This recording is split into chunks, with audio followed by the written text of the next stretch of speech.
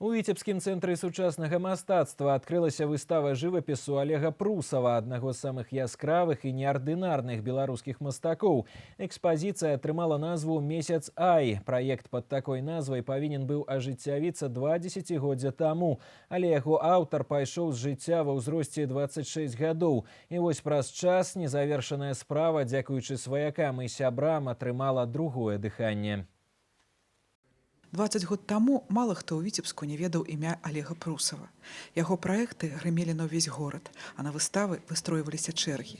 Талент і яскравая індывідуальнасць мастака былі відавочны кожнаму, хто аднойчы ўбачыў яго работы.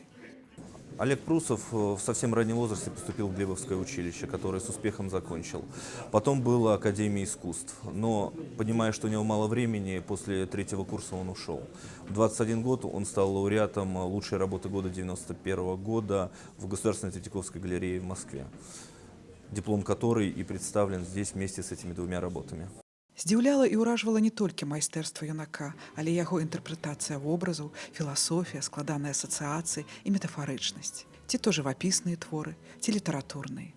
Узяць яго партрэты, будь гэта цыкл п'яніцы альбо зялёныя нажніцы. А нацюрморты, хто скажа, што гэта неадушаўлёныя прадметы? Іх форму мастак напоўніў новым зместам. Так звычайны збан стаў гаспадыняй, мабыць, зоркай парнога малака.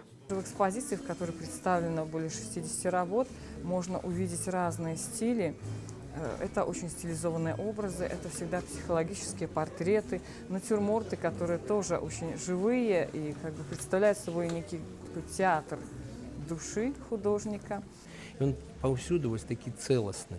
Гэта па сутнасці яго, напэўна, стыль мыслення, які не змянілі ні вучэльня Глебова, ні вучоба ў Акадэміі мастацтваў.